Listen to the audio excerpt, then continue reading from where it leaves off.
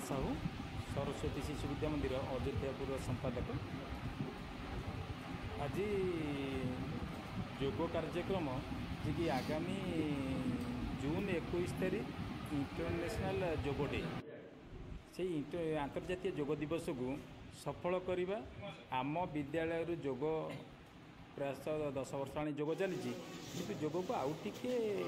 प्रचार प्रसार करवा एवं पिला घरे घरे योग पहुँचापी एवं पाई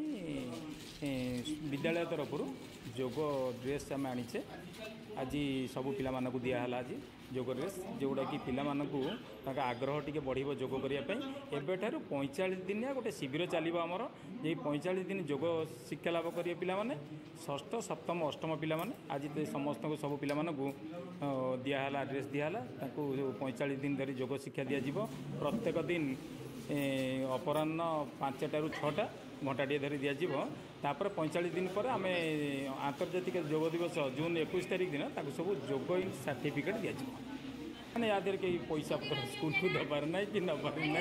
पैसा पत्र ना जहाँ आम निजस्व ये आम करुचे कहीं आम छुआ भल छुआ रे भल सुस्थ रही से माने भल मनीष हो पारे भल पाठ पढ़ी पारे आ समाज में भल ना करेंगे ये सेवामूलक भाव कर पैसा पत्र कौन पिला नि जाऊनी ड्रेस जाऊनी कि शिक्षा हेल्ले भी निजन कि सर्टिफिकेट दिज्व से भी बिना मूल्य पैसा निना मु अंशुमान आचार्य प्रधानाचार्य सरस्वती शिशु विद्या मंदिर अयोध्यापुर आज विद्यालय एक सभा अनुष्ठित होता जो थे कि षष्ठ सप्तम और अष्टम श्रेणीर समस्त छात्र छात्री जो मैंने 45 दिनिया योग शिविर में भाग ने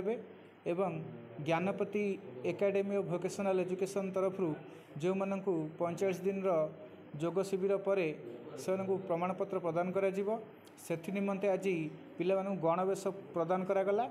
एवं आसंता काली ठारू योग शिविर आरंभ हो जून मास 21 तारीख आंतर्जातिक योग दिवस रे समापन हेबो। समस्त सुस्थ रही समस्त को आह्वान जो योग वर्तमान आम समस्ते डाक्तर कहते वैज्ञानिक माने कहते बहु पूर्वर आम देश में प्रचलित हो आसी दर्शन शास्त्र रे योग एक दर्शन तेणुक भारत अतीत विश्वगुरु पदर जो अधिष्ठित थिला विभिन्न प्रकार ज्ञान जो समस्त विद्या आमर पृथ्वी वर्तमान चलुची समस्त जिनिस आम देश में उत्पत्ति लाभ करथिला एवं एठी मध्य योग अन्यतम तेणुक वर्तमान आमर प्रधानमंत्री श्रीयुक्त नरेंद्र दामोदर दास मोदी प्रत्यक्ष तत्वावधान रे एवं पतंजलि योगपीठ हरिद्वार द्वारा भारतर प्रत्येक ग्राम रे घर को घर योग पहुँचाई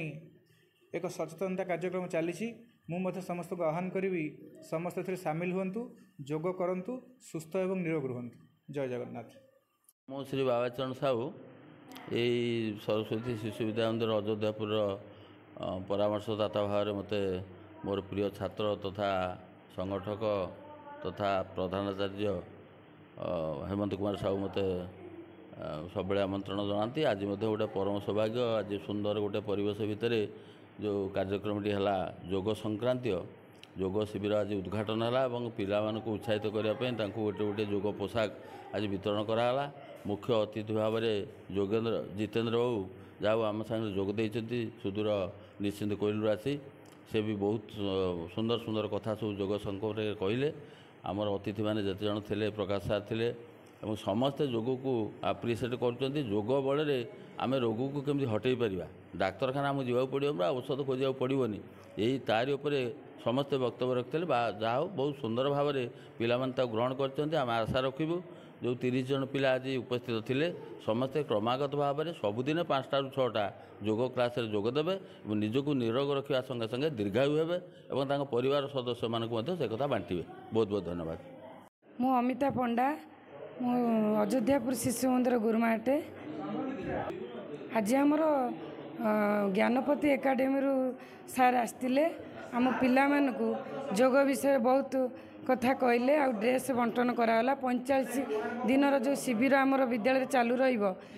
आम परामर्श देले आम से काम भी करूँ तापर आमर 11 वर्ष आम विद्यालय ये आम भी बहुत जोग करी समस्ते गुरुजी गुरुमा ठाରୁ आरंभ करी पिला माने समस्ते जोग करचु आमर लक्ष्य प्रत्येक घरे घरे जाई जोग विषय आम कि बुझेबू आ कि ए ज्ञान दे आम समस्त को निरोग रखू सुस्थ रहिबार आमर प्रयास। श्रीमती सविता सेठी सहकारी शिक्षयित्री सरस्वती शिशु विद्या मंदिर अयोध्यापुर। आमर प्रधान लक्ष्य रहा जोगर प्रसार सुदूर अंचल आरंभ कर दुर्गम अंचल जाके सबुठी यार प्रसार हो समस्ते निरोग रुहतु जोग करंतु निरोग रुहतु। जय जगन्नाथ। मु Jitendra Kumar Ojha Gyanpati academy of vocational education and training निश्चिंत कोइल आसली। आमर हेड ऑफिस होचे निश्चिंत कोइल। आमर जोग उपर आम जोग शिक्षा शिविर प्रति डिस्ट्रिक्ट रे करूचु। एठी मध्य आमर रघुनाथपुर हेमंत सार आमर नहीं जोग शिक्षा शिविर सेंटर नहीं तो आज बहुत बढ़िया कार्यक्रम रहा। आज पिला मानक जोग शिक्षा उपर आम विभिन्न प्रकार बुझेलु केमिति जोग शिखिकी से माने सुस्थ सबल रही परिबे एवं परिवेश को सुस्थ रखिबा सहित निजर दिनचर्या को ठीक भाव में करि परिबे मानसिक स्तर रे केमिति स्ट्रांग हेबे पाठ केमती भल पढ़ी पारे जोगर महात्म्य उपरे सबकि आज बुझाला। हेमंत सार बुझेले मुझे बुझेली एवं पिला माने बहुत रेस्पॉन्ड कले। आज बहुत बढ़िया कार्यक्रम आज रहा।